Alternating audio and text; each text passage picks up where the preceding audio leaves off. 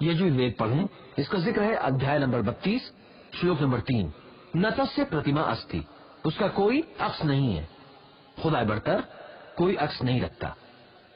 इसका जिक्र यजुर्वेद में है अध्याय नंबर 40 श्लोक नंबर 8 के खुदा बरतर बगैर जिस्म का है और पाक है। और यजुर्वेद का अगला श्लोक अध्याय नंबर 40 श्लोक नंबर 9 ये कहता है कि अंधात्मा प्रविशांति या असंभूति मुपास्ते, वो अंधेरों में जा रहे हैं जो पूछते हैं असंभूति को। असंभूति का मतलब कुदरती चीजें जैसे हवा, पानी, आग। और श्लोक आगे कहता है वो और ज्यादा अंधेरों में दाखिल हो रहे हैं जो पूछते हैं संभूति को। संभूति यानी बनाई हुई चीज जैसे कुर्सी, मेज, बुत वगैरह। ये कौन कहता है? यजुर्वेद अध्याय नंबर 40 श्लोक नंबर 9। और अगर आप आगे पढ़ेंगे इस बात का जिक्र किया गया है अथर्ववेद में अध्याय नंबर 20 हिम नंबर 58 श्लोक नंबर 3। देव महाओसी, वाकई सबसे बड़ा खुदा बरतर है। वेदों के दरमियान सबसे ज्यादा मान्य है ऋग्वेद। इस बात का जिक्र है ऋग्वेद में किताब नंबर 1 हिम नंबर 164 श्लोक नंबर 46 के साधु, संत और महापुरुष खुदा बरतर को पुकारते हैं बहुत से नामों से। और अगर आप पढ़ें ऋग्वेद किताब नंबर 2 हिम नंबर 1, बहुत सारी सिफात है खुदा बरतर की। उनमें एक है जिसका जिक्र ऋग्वेद में है किताब नंबर 2 हिम नंबर 1 श्लोक नंबर 3, ब्रह्मा। अगर आप ब्रह्मा का तर्जुमा अंग्रेजी में करें इसके एक मायने पैदा करने वाला है। अगर अरबी में तर्जुमा करें इसका मतलब है खालिक। हम मुसलमानों को कोई एतराज नहीं है अगर कोई पुकारता है खुदा बरतर को खालिक या पैदा करने वाला या ब्रह्मा। लेकिन अगर कोई कहता है कि ब्रह्मा खुदा बरतर है जिसके 4 सिर हैं और हर सिर पर ताज है, हम मुसलमान इसकी सख्त मुखालफत करते हैं। जबकि आप खिलाफ जा रहे हैं श्वेताश्वात्रा उपनिषद के अध्याय नंबर 6 श्लोक नंबर 9 जो कहता है न तस्य प्रतिमा अस्ति, उस जैसा कोई नहीं है। आप दे रहे हैं एक अक्ष खुदा को। एक और सिफत बयान की गई है ऋग्वेद में किताब नंबर 2 हिम नंबर 1 श्लोक नंबर 3, विष्णु। और आप विष्णु का तर्जुमा अंग्रेजी में करेंगे इसका एक मतलब है संभालने वाला, पालने वाला। अगर आप अरबी में तर्जुमा करें तो इसका मतलब है रब। हम मुसलमानों को कोई एतराज नहीं है अगर कोई खुदा बरतर को पुकारता है रब या संभालने वाला या पालने वाला या विष्णु कहता है। लेकिन अगर कोई कहता है कि विष्णु खुदा बरतर है जिसके 4 हाथ हैं और उसके एक हाथ में चक्र है डिस्कस और उसके एक हाथ में कमल है, हम मुस्लिम इस बात पर सख्त एतराज करते हैं। जबकि आप एक तस्वीर दे रहे हैं खुदा बरतर को। आप खिलाफ जा रहे हैं यजुर्वेद के अध्याय नंबर 32 श्लोक नंबर 3 जो कहता है न तस्य प्रतिमा अस्ति, उसका कोई अक्ष नहीं है। इसका जिक्र है ऋग्वेद में भाग नंबर 8 अध्याय नंबर 1 श्लोक नंबर 1, मां चिद नहीं भी संसद, तमाम तारीफें उस अकेले के लिए हैं, उस अकेले को पूजो। इसका जिक्र है ऋग्वेद में भाग नंबर 6 हिम नंबर 45 श्लोक नंबर 16, या एक मुष्टि ही, सिर्फ एक खुदा है, पूजो उस अकेले को।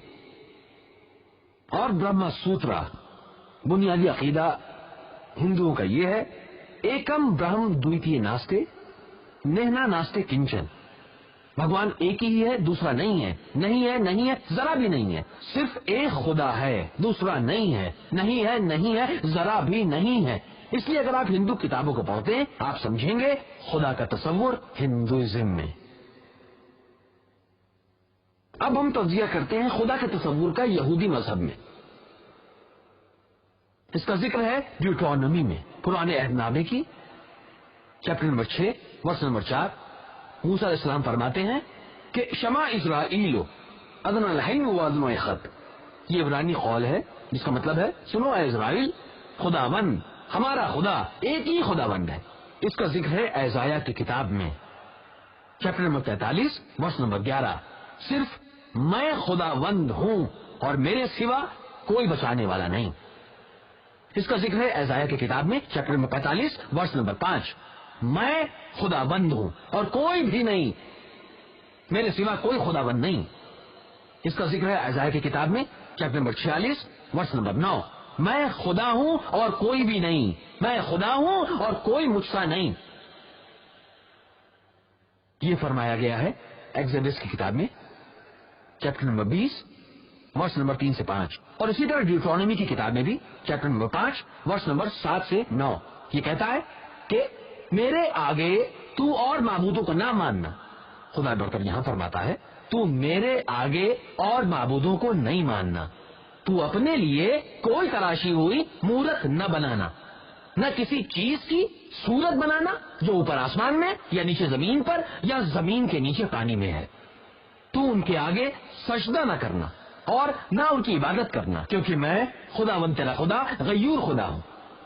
اس لیے اگر آپ پرانا عہد نامہ پڑھیں ہم سمجھ سکیں گے خدا کا تصور یہودی مذہب میں۔ اس سے پہلے کہ میں بات کروں عیسائیت میں خدا کے تصور پر، میں کچھ پوائنٹ کلیئر کرنا چاہوں گا کہ اسلام اکلوتا غیر عیسائی مذہب ہے جس میں عیسیٰ علیہ السلام کو ماننا ایمان کا لازم حصہ ہے۔ کوئی مسلم نہیں ہے اگر وہ عیسیٰ علیہ السلام پر یقین نہیں رکھتا۔ ہمارا ایمان ہے کہ وہ بڑی عظمت والے پیغمبروں میں سے ایک تھے، اللہ سبحانہ و تعالی خدا برتر کے۔ ہمارا ایمان ہے کہ وہ مسیحا تھے، مطلب کرائسٹ۔ ہمارا ایمان ہے کہ وہ پیدا ہوئے تھے معجزاتی طور پر بغیر کسی مرد کی مداخلت کے، جو آج کے ماڈرن زمانے کے کئی عیسائی نہیں مانتے۔ ہمارا ایمان ہے کہ انہوں نے اچھا کیا پیدائشی اندھوں اور کوڑیوں کو خدا کی اجازت سے۔ ہمارا ایمان ہے کہ انہوں نے مردوں کو زندہ کیا خدا کی اجازت سے۔ مسلمان اور عیسائی ساتھ ساتھ جا رہے ہیں، لیکن کچھ عیسائی ہیں جو کہتے ہیں کہ عیسیٰ مسیح علیہ السلام انہوں نے خدائی دعویٰ کیا۔ حقیقت میں اگر آپ بائبل پڑھیں تو پوری بائبل میں ایک بھی واضح بیان ایسا نہیں ہے جہاں عیسیٰ علیہ السلام نے خود کو کہا ہو کہ وہ خدا ہیں، یا یہاں پر انہوں نے کہا ہو میری عبادت کرو۔ حقیقت میں اگر آپ بائبل پڑھیں عیسیٰ علیہ السلام نے خود کہا، اس کا ذکر ہے جون کی انجیل میں چیپٹر نمبر 14 ورس نمبر 28، میرا باپ مجھ سے بڑا ہے۔ جون کی انجیل چیپٹر نمبر 10 ورس نمبر 29، میرا باپ سب سے بڑا ہے۔ میتھیو کی انجیل چیپٹر نمبر 12 ورس نمبر 28، میں خدا کے روح کی مدد سے بدروحوں کو نکالتا ہوں۔ لیو کی انجیل چیپٹر نمبر 11 ورس نمبر 20، میں بدروحوں کو خدا کی قدرت سے نکالتا ہوں۔ جون کی انجیل چیپٹر نمبر 5 ورس نمبر 30، میں خود کچھ بھی نہیں کر سکتا، جیسا میں سنتا ہوں ویسا فیصلہ کرتا ہوں، اور میرا فیصلہ صحیح ہے کیونکہ میں اپنی مرضی نہیں چاہتا بلکہ اپنے باپ کی مرضی۔ لیکن خدا کی مرضی، اس کا مطلب ہے وہ اپنی مرضی حوالے کر رہا ہے خدا برتر کو، اور اگر عربی میں ترجمہ کریں اس کا مطلب ہے اسلام، اور جو کوئی اپنی مرضی خدا برتر کے حوالے کرتا ہے اسے مسلم کہتے ہیں۔ عیسیٰ علیہ السلام یقیناً توریت یا نبیوں کو منسوخ کرنے نہیں آئے، حقیقت میں وہ ان کی تصدیق کرنے آئے۔ اور عیسیٰ علیہ السلام انہوں نے کہا، اس کا ذکر ہے میتھیو کی انجیل میں چیپٹر نمبر 5 ورس نمبر 17 سے 20، انہوں نے کہا کہ نہ سمجھو کہ میں توریت یا نبیوں کو منسوخ کرنے آیا ہوں۔ یہ سارے حوالے بائبل کے کنگ جیمز ورژن سے لیے گئے ہیں۔ عیسیٰ علیہ السلام کہتے ہیں کہ مت سمجھو کہ میں توریت اور نبیوں کو منسوخ کرنے آیا ہوں، میں منسوخ کرنے نہیں آیا ہوں بلکہ پورا کرنے آیا ہوں۔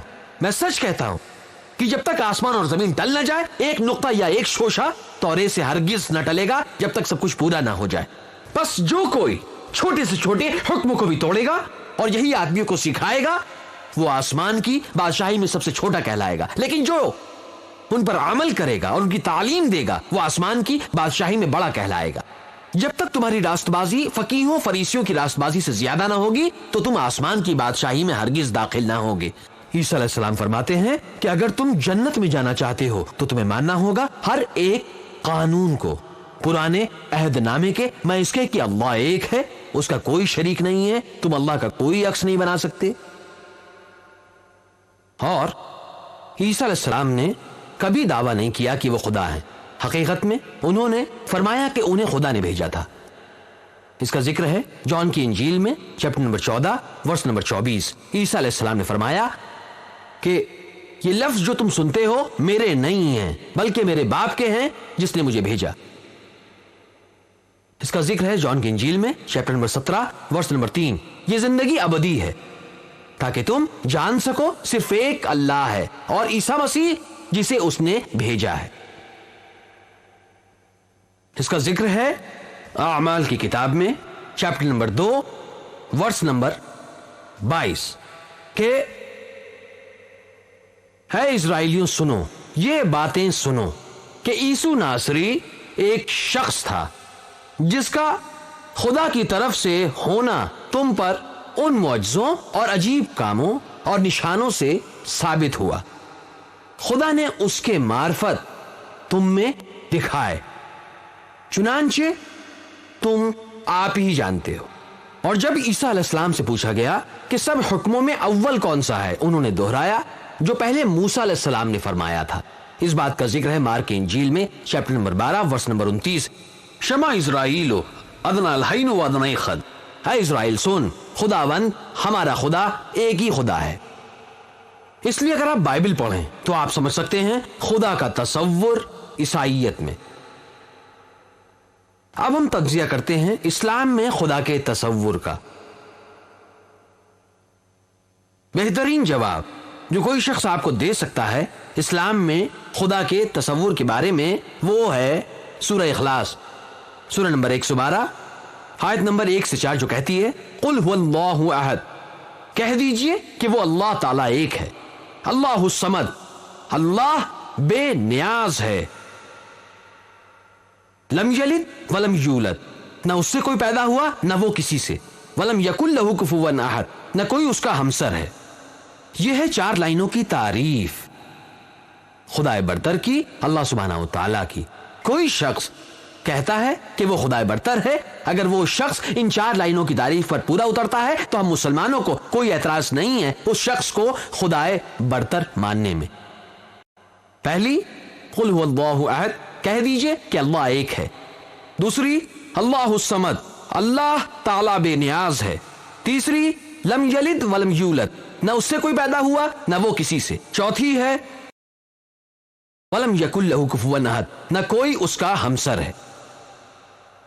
یہ سورہ اخلاص سورہ نمبر 112 یہ کسوٹی ہے تھیولوجی کی۔ تھیو کا مطلب خدا، لوجی کا مطلب مطالعہ۔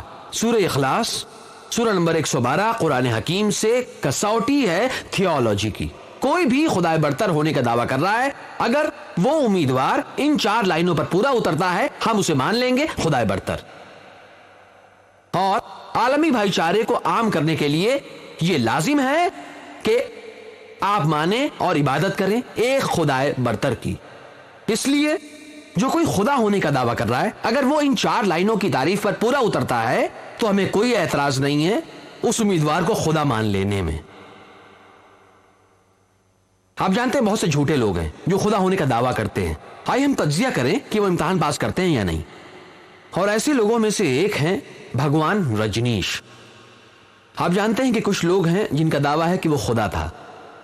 میری ایک تقریر کے درمیان سوال جواب کے وقت میں وہاں موجود تھا ہمارا ایک ہندو دوست جس نے کہا کہ ہندو نہیں مانتے بھگوان رجنیش کو خدا۔ میں نے اس سے کہا میں اتفاق کرتا ہوں اور میں نے ہندو صحیفے پڑھے ہیں، کہیں پر نہیں کہتے ہندو صحیفے کہ بھگوان رجنیش خدا ہے۔ میں نے کیا کہا؟ کچھ لوگ کہتے ہیں کہ بھگوان رجنیش خدا ہے۔ میں اچھی طرح جانتا ہوں کہ ہندوازم بھگوان رجنیش کو خدا تسلیم نہیں کرتا۔ آئیے ہم تجزیہ کریں ایسے لوگوں کے دعوے کا جو کہتے ہیں کہ بھگوان رجنیش خدائے برتر ہے۔ پہلا امتحان ہے قل هو اللہ احد، کہہ دیجیے کہ وہ اللہ ایک ہی ہے۔ کیا بھگوان رجنیش ایک ہی ہے؟ ہم جانتے ہیں کہ بہت سے ایسے انسان ہیں جو خدا ہونے کا دعویٰ کرتے ہیں، خاص طور سے اس ملک میں بہت سے لوگ خدا ہونے کا دعویٰ کرتے ہیں۔ کیا وہ ایک ہی ہے؟ لیکن اس کے ماننے والے وہ کہتے ہیں نہیں وہ ایک ہی ہے۔ ہم چلتے ہیں اگلے امتحان پر۔ اللہ الصمد، اللہ بے نیاز ہے۔ کیا بھگوان رجنیش بے نیاز ہے؟ ہم جانتے ہیں ان کی سوانح حیات سے ان کو بیماری تھی استھما کی، دائمی درد کمر کی، ڈائبٹیز یعنی شکر کی، اور وہ کہتے ہیں کہ امریکی سرکار نے جب انہیں گرفتار کیا انہوں نے انہیں دیا سلو پوائزن۔ تصور کیجئے خدا کو سلو پوائزن دیا گیا۔ تیسرا امتحان ہے لم یلد ولم یولد، نہ اس سے کوئی پیدا ہوا نہ وہ کسی سے۔ اور ہم جانتے ہیں ان کی سوانح حیات سے کہ رجنیش مدھیہ پردیش میں پیدا ہوئے تھے۔ ان کے والدین تھے ماں باپ جو بعد میں خود ان کے چیلے بن گئے، اور 1981 کے سال میں رجنیش امریکہ جاتے ہیں اور ہزاروں امریکیوں کو بیوقوف بناتے ہیں، اور اوریگن ریاست میں وہ اپنا گاؤں بساتے ہیں رجنیش پورم کے نام سے۔ بعد میں امریکی سرکار نے انہیں گرفتار کیا اور انہیں جیل میں رکھا، اور 1985 میں انہیں نکال دیا گیا، انہیں ملک سے باہر بھیج دیا گیا۔ وہ انڈیا واپس آتے ہیں 1985 میں، اور پونا شہر میں وہ شروع کرتے ہیں خود کا ادارہ، دا اوشو کمیون۔ اور اگر آپ وہاں جائیں، یہ لکھا ہوا ہے وہاں پتھر پر کہ بھگوان رجنیش، اوشو رجنیش کبھی پیدا نہیں ہوئے نہ کبھی مرے، لیکن زمین کا دورہ کیا انہوں نے 11 دسمبر 1931 سے 19 جنوری 1990 تک۔ وہ یہ لکھنا بھول گئے کہ ان کو ویزا نہیں دیا گیا تھا دنیا کے الگ الگ 21 ملکوں میں۔ تصور کیجئے کہ خدائے برتر زمین کا دورہ کر رہا ہے اور اسے ویزے چاہیے۔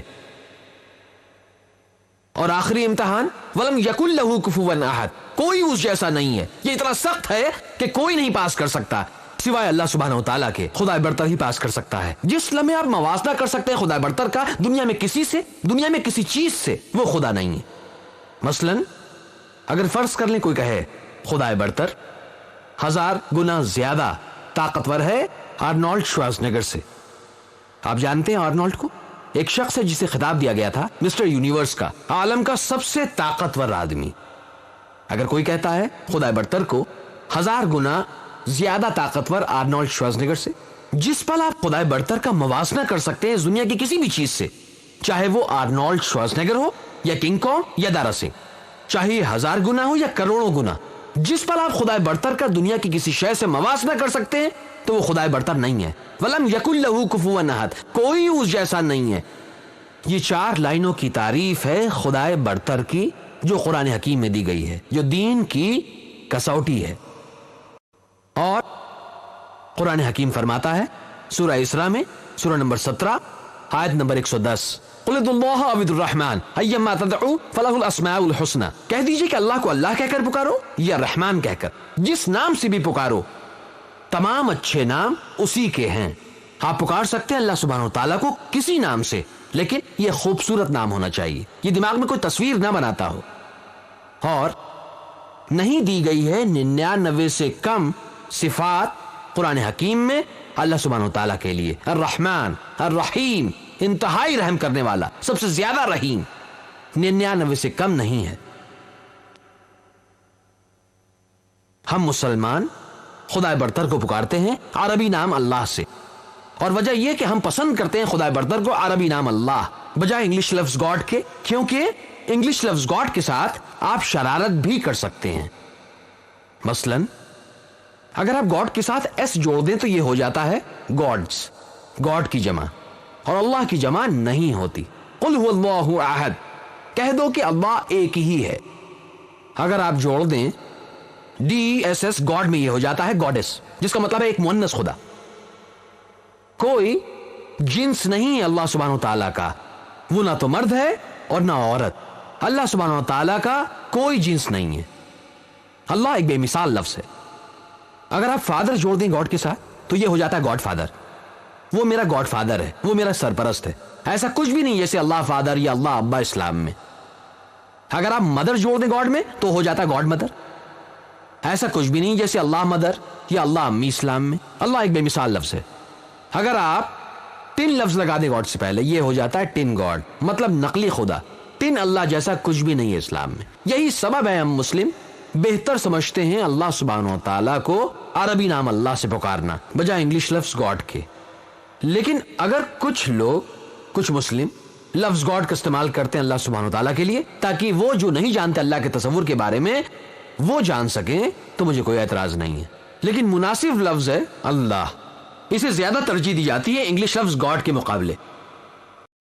اسلام میں عالمی بھائی چارہ صرف اوپر سے ہی نہیں پھیلتا ہے، یہ صرف دنیا اور کائنات کے تمام علاقوں اور لوگوں کو ہی نہیں سمیٹتا بلکہ اوپر سے نیچے تک جاتا ہے۔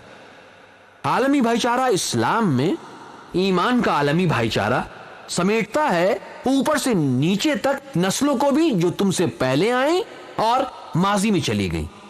عالمی بھائی چارہ اسلام میں سمیٹتا ہے موجود لوگوں کو اور ماضی کے لوگوں کو، چاہے آپ ایک نسل ہوں یا ایک قوم۔ یہ عالمی بھائی چارہ جو بھائی چارہ ایمان کا، یہ پھیلتا ہے اوپری طور پر، اسی طرح اوپر سے نیچے، اور اس ایمان کی بنیاد تمام مذہبوں میں اگر آپ تجزیہ کریں تو ایک پیدا کرنے والے کو ماننے میں ہے، ایک خدائے برتر، اور اسی کے سبب سے ہے کہ عالمی بھائی چارہ عام ہو سکتا ہے تمام کائنات میں، اور ایمان کا یہ بھائی چارہ بہت بڑا ہے خونی رشتوں کے بھائی چارے سے۔ قرآن فرماتا ہے، جیسا میں نے پہلے ذکر کیا، والدین کی عزت کرنا چاہیے۔ قرآن فرماتا ہے سورہ اسراء میں سورت نمبر 17 آیت نمبر 23 اور 24 کہ اللہ سبحانہ وتعالیٰ نے تمہیں حکم دیا کسی کی عبادت مت کرو لیکن اس کی، اور والدین سے رحم کا برتاؤ کرو، اور اگر ان میں سے کوئی یا وہ دونوں بزرگی کی عمر کو پہنچے ایک لفظ بھی حقارت کا مت کہو، انہیں اف تک مت کہو تم، بلکہ ان سے نیچے رکھو اپنی عاجزی کو، اور انہیں عزت سے پکارو اور اللہ سے دعا کرو کہ ان کی پرورش کر جیسے انہوں نے بچپن میں میری پرورش کی تھی۔ اس کا مطلب آپ کو اپنے والدین کو محبت اور عزت دینی ہے، اور انہیں دینے ہیں تمام مرتبے اور عزت۔ لیکن اس کے ساتھ ساتھ قرآن حکیم فرماتا ہے سورہ لقمان میں سورہ نمبر 31 آیت نمبر 15 یہ کہنے کے بعد کہ اپنے والدین کی عزت کرو، قرآن فرماتا ہے لیکن اگر وہ دونوں کوشش کریں کہ تو میرا شریک ٹھہرائے ایسی چیز جس کا تجھے علم نہیں، اس کا مطلب وہ تجھ پر زور ڈالتے ہیں خدا برتر کا شریک ٹھہرانے پر، تو تو ان کا کہنا نہ مان، لیکن اس دنیا میں ان کا ساتھ دے انصاف اور رحم کے ساتھ۔ اس کا مطلب آپ کو اپنے والدین کا کہنا ماننا ہے جب تک وہ خدائے برتر کے خلاف نہیں جاتے، خلاف احکام کے اللہ سبحانہ و تعالیٰ کے، ہمیں انہیں ماننا ہے۔ اگر وہ خلاف جاتے ہیں احکام کے تو اللہ سبحانہ و تعالیٰ برتر ہے، زیادہ بڑا۔ ایمان کا بھائی چارہ عالمی ہے، یہ کہیں زیادہ بڑا ہے خونی رشتوں کے بھائی چارے سے۔ اور قرآن فرماتا ہے سورہ توبہ میں سورہ نمبر 9 آیت نمبر 24 قل ان کان آباؤکم، آپ کہہ دیجئے کہ اگر تمہارے باپ و ابناؤکم، اور تمہارے لڑکے، و اخوانکم، اور تمہارے بھائی، و ازواجکم، تمہارے شریک زندگی شوہر اور بیویاں، و عشیرتکم، اور تمہارے کنبے قبیلے۔ اللہ پوچھتا ہے تم کسے ترجیح دیتے ہو؟ کیا تمہارے باپ، کیا تمہارے بیٹے، تمہارے بھائی، تمہاری شریک زندگی شوہر اور بیویاں، یا تمہارے رشتہ دار؟ یہ تمام چیزیں مثال کے طور پر تمہارے باپ یا تمہارے بیٹے، تمہارے بھائی، تمہاری شریک زندگی یا تمہارے رشتہ دار۔ اور اللہ آگے فرماتا ہے وَأَمْوَالٌ اقْتَرَفْتُمُوهَا وَتِجَارَةٌ تَخْشَوْنَ كَسَادَهَا وَمَسَاكِنُ تَرْضَوْنَهَا، یہ دولت جو تم نے جمع کی، کاروبار جس میں تم معاملہ کرتے ہو، گھر جن میں تم رہتے ہو، اللہ فرماتا تم کسے ترجیح دیتے ہو؟ تم کسے ترجیح دیتے ہو؟ اور اللہ آگے فرماتا ہے کہ احب الیکم من اللہ ورسولہ وجہاد فی سبیلہ، اگر تمہیں محبت ہے ان تمام 8 چیزوں کو اللہ سے زیادہ، اس کے رسول اور جہاد کرنے سے، یعنی اللہ کی راہ میں مقابلہ۔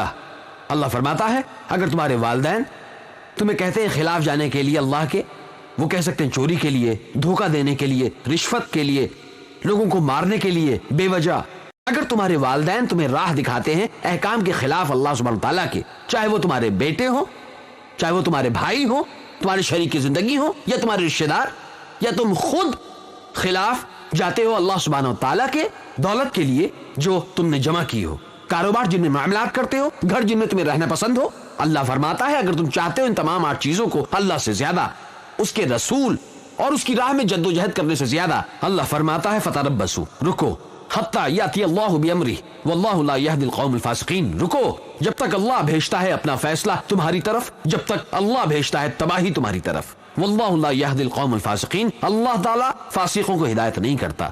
جب عقیدے کی بھائی چارے کی بات آتی ہے یہ بہت بڑا ہے رشتوں کے بھائی چارے سے۔ اور آگے قرآن فرماتا ہے سورہ نساء میں سورہ نمبر 4 آیت نمبر 135 کہ یا ایھا الذین آمنوا، اے ایمان والو، عدل و انصاف پر مضبوطی سے جم جانے والے اور خوشنودی مولا کے لیے سچی گواہی دینے والے بن جاؤ، گو وہ خود تمہارے اپنے خلاف ہو یا اپنے ماں باپ کے یا رشتہ دار، چاہے وہ امیر ہو یا غریب، اللہ دونوں کی حفاظت کرتا ہے۔ جس کا مطلب اگر آپ کو انصاف کی حمایت کرنی ہے، شہادت دینی ہے، گواہی دینی ہے اللہ سبحانہ و تعالیٰ کے لیے، اللہ فرماتا ہے انصاف کی حمایت کرو، یہاں تک کہ اگر تمہیں بولنا ہے اپنے خلاف، اپنے والدین کے خلاف، اپنے رشتہ داروں کے خلاف، چاہے لوگ امیر ہوں یا غریب، کہ اللہ سب کا نگہبان ہے۔ اس کا مطلب جب بات انصاف کی ہو سچ کی ہو، انصاف کہیں بڑا ہے خونی رشتوں سے۔ عقیدے کا بھائی چارہ آگے بڑھ جاتا ہے دوسرے تمام بھائی چاروں سے، اور عقیدے کا بھائی چارہ، عالمی بھائی چارہ قائم ہوتا ہے ایک پیدا کرنے والے کے بنیادی تصور پر یقین رکھنے سے، یعنی ایک خدائے برتر، ایک اللہ سبحانہ و تعالی۔ تمام مذہب یہی سبق دیتے ہیں ہمیں، اور قرآن فرماتا ہے جیسے میں نے پہلے کہا سورہ عمران میں سورہ نمبر 3 آیت نمبر 64 کہ تعالوا الی کلمۃ سواء بیننا وبینکم، ایسی بات کی طرف آؤ جو ہم میں تمہیں یکساں ہے۔ پہلی بات کون سی ہے؟ اللہ نعبد الا اللہ، کہ ہم اللہ کے سوا کسی کی عبادت نہ کریں۔ ایک خدائے برتر میں صرف یقین رکھنا کافی نہیں ہے، تمہیں عبادت بھی کرنی چاہیے صرف ایک خدائے برتر کی، اور اگر تم مانتے ہو اور عبادت کرتے ہو صرف ایک خدائے برتر کی جو ایک ہے، تو عالمی بھائی چارہ عام ہوگا۔ بغیر ایک خدائے برتر کے تصور کے بھائی چارہ اور انسانیت عام نہیں ہو سکتی تمام دنیا میں۔ اور قرآن حکیم فرماتا ہے سورہ انعام میں سورہ نمبر 6 آیت نمبر 108 کہ اور برا مت کہو ان کو جن کی یہ لوگ اللہ تعالیٰ کو چھوڑ کر عبادت کرتے ہیں، کیونکہ پھر وہ براہ جہل اللہ کی شان میں گستاخی کریں گے۔ میں بات ختم کرنا چاہوں گا ایک حوالہ دیتے ہوئے قرآن حکیم کا سورہ نساء سے سورہ نمبر 4 آیت نمبر 1 جو کہتی ہے یا ایھا الناس اتقوا ربکم الذی خلقکم من نفس واحدۃ وخلق منها زوجہا، کہ ہے لوگوں اپنے پروردگار سے ڈرو جس نے تمہیں ایک جان سے پیدا کیا اور اسی سے اس کی بیوی کو پیدا کر کے ان دونوں سے بہت سے مرد اور عورتیں پھیلا دیں۔ وآخر دعوانا الحمدللہ رب العالمین۔ شکریہ ڈاکٹر نائک، اسلام میں خدا کے تصور کی روشن وضاحت کے لیے۔ میرا آسان سوال یہ ہے، آپ نے بات کی نسلی بھائی چارے کے بارے میں، زبان کے بھائی چارے، خونی بھائی چارے وغیرہ کے بارے میں، اور یہ رکاوٹیں ہیں عالمی بھائی چارے کے تصور میں، لیکن آپ نے کوئی بات نہیں کی تصور کے بارے میں، کافر کے۔ میرے خیال میں جو سب سے اہم رکاوٹ ہے عالمی بھائی چارے کے لیے دنیا میں۔ کیا میں آپ کا نام جان سکتا ہوں تاکہ بہتر جواب دے سکوں؟ ہاں بھائی۔ پروفیسر نگر بھیونڈی کالج سے۔ پروفیسر نے ایک سوال کیا کہ میں نے بات کی بہت سے تصورات کے بارے میں عالمی بھائی چارے کو لے کے، اور بتایا کہ بھائی چارے کا تصور جس کی بنیاد خونی رشتہ ہے، نسل ہے، ذات ہے اور عقیدہ ہے وغیرہ، وہ رکاوٹیں ہیں۔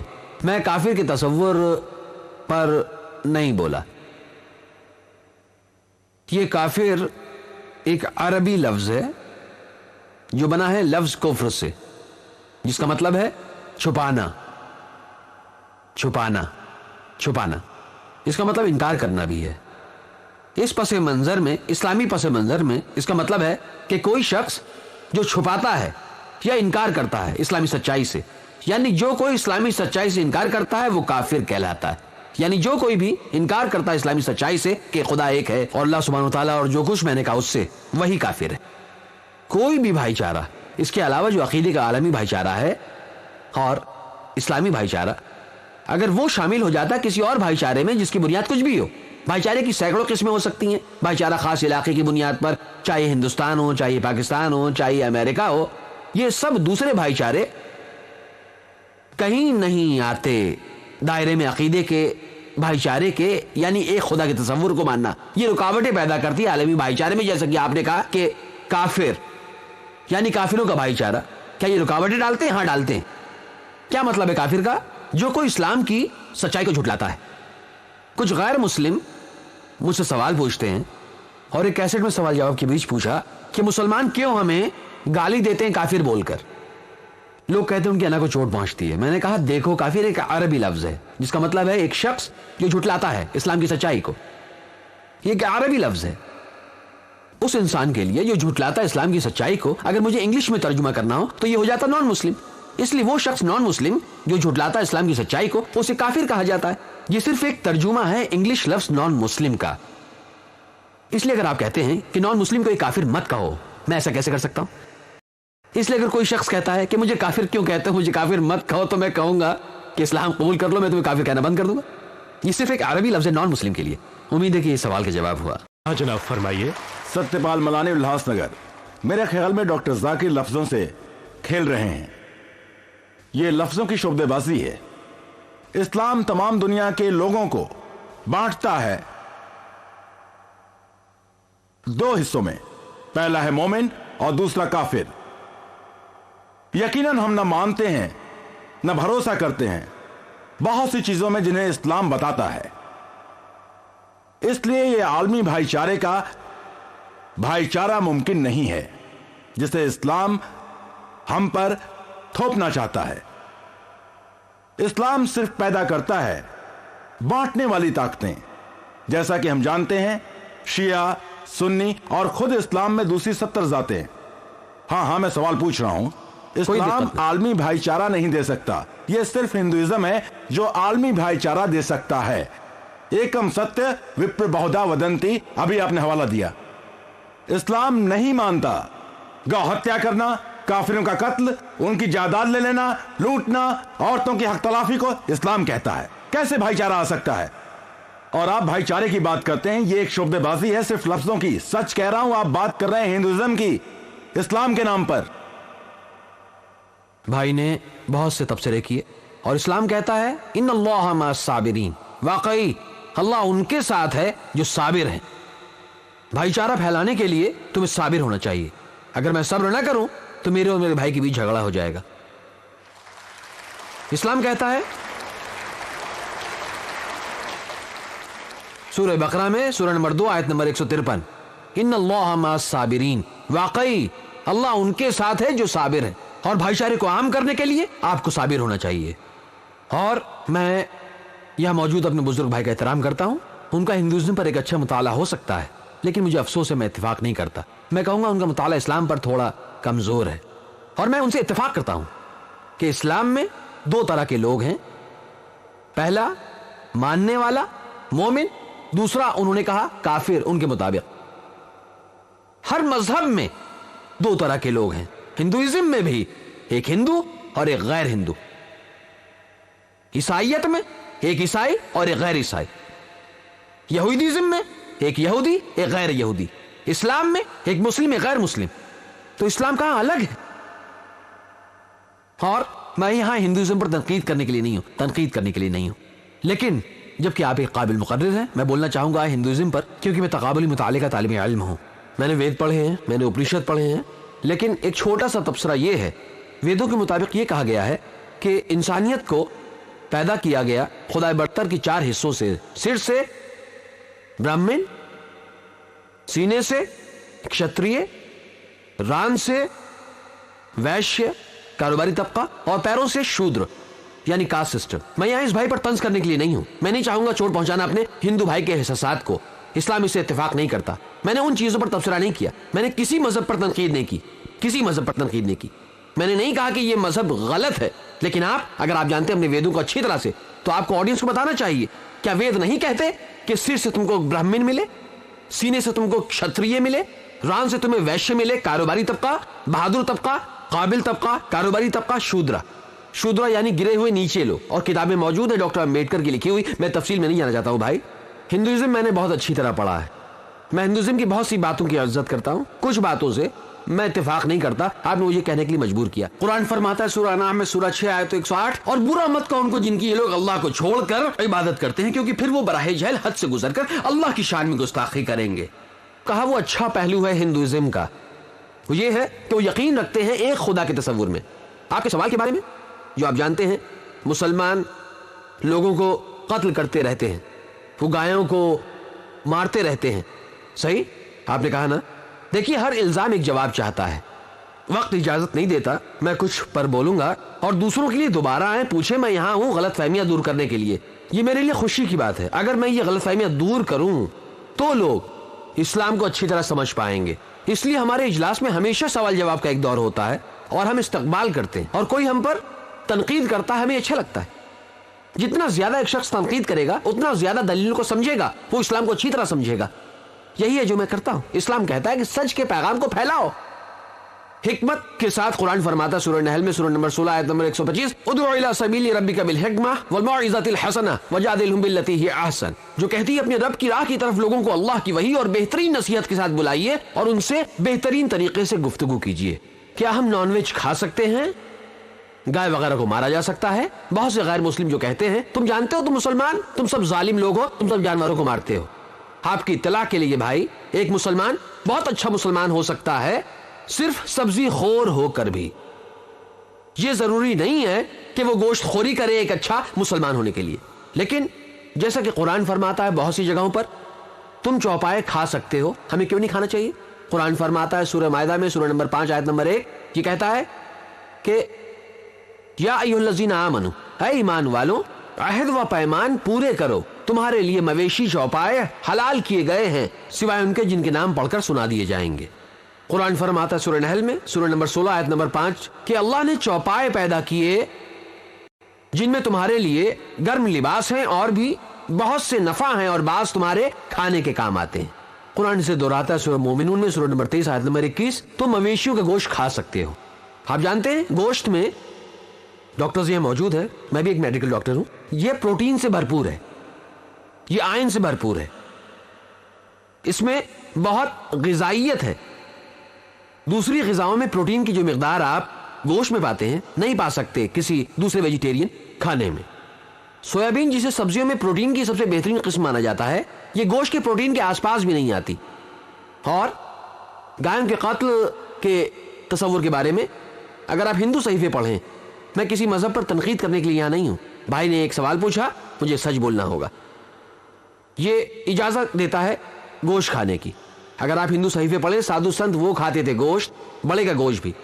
یہ تو بعد میں دوسرے مذہبوں کے اثر کی وجہ سے جیسے جینزم وغیرہ وہ لوگ اثر میں آ گئے اس اہنسا کے فلسفے کے یا جانوروں کو نہ مارنے کے, کہ انہوں نے یہ فلسفہ قبول کر لیا زندگی کے طور طریقے میں. ورنہ اسلام جانوروں کے حقوق کے لیے بھی ہے.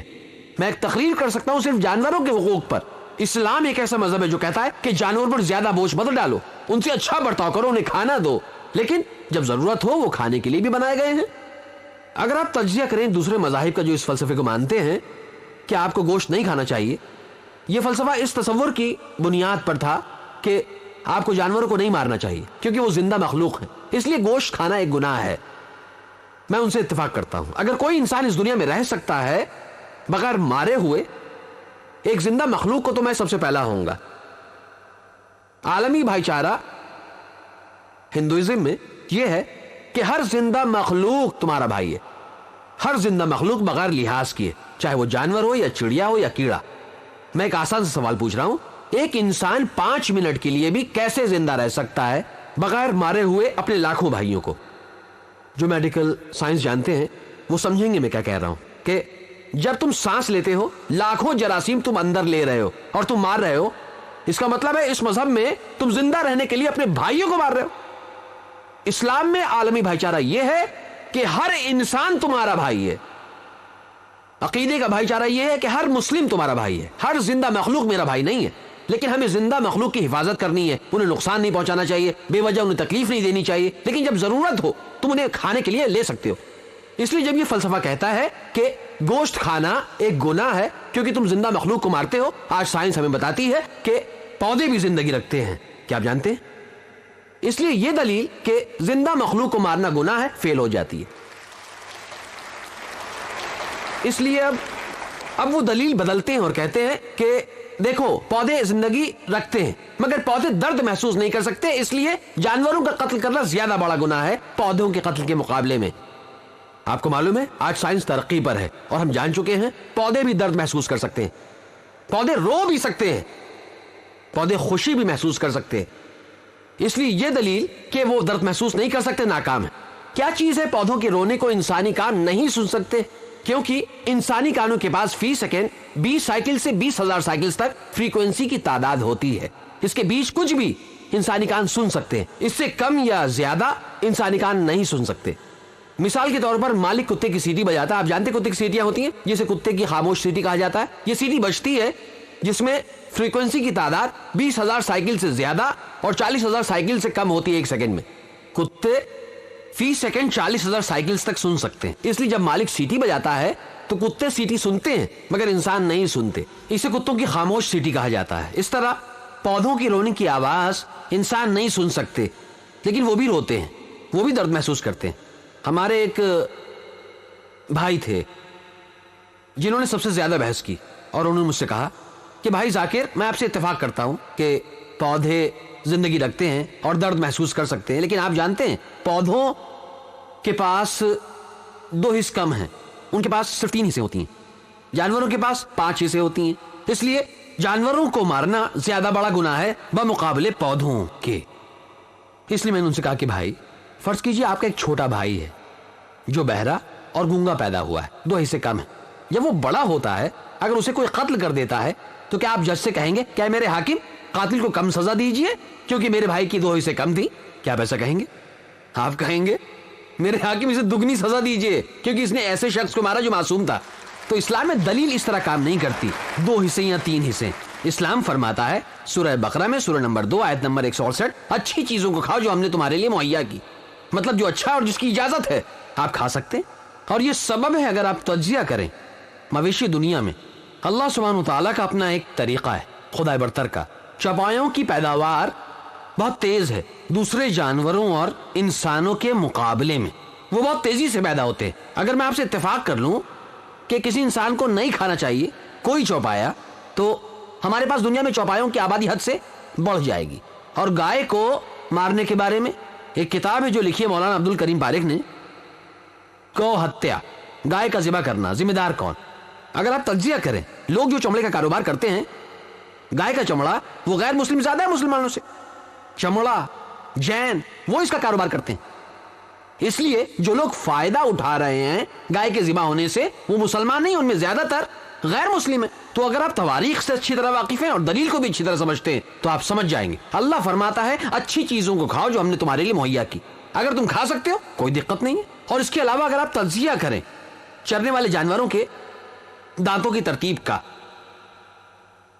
گائے، بکری، بھیڑ یہ صرف سبزہ کھاتے ہیں، ان کے دانتوں کی ترتیب سپاٹ ہے۔ اگر آپ نے تجزیہ کیا ہے گوشت خور جانوروں کے دانتوں کی ترتیب کا، شیر ببر، شیر، چیتا، ان کے دانت تیز نوکدار ہوتے ہیں، یہ صرف گوشت کھا سکتے ہیں۔ اگر آپ انسان کے دانتوں کی ترتیب کا تجزیہ کریں، اگر آپ آئینے کے سامنے جائیں اور وہاں دیکھیں ہمارے دانت نوکدار ہیں اور سپاٹ بھی ہیں۔ اگر خدا برتر چاہتا کہ ہم صرف سبزیاں کھائیں تو اس نے ہمیں یہ نوکدار دانت کیوں دیے ہیں؟ کس لیے؟ گوشت کھانے کے لیے۔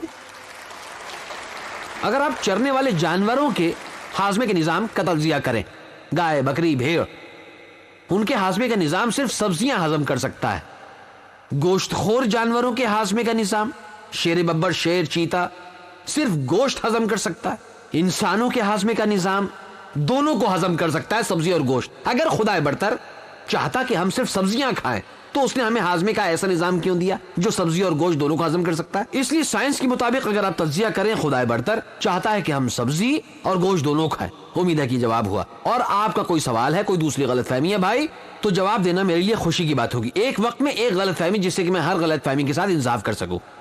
شکریہ بھائی۔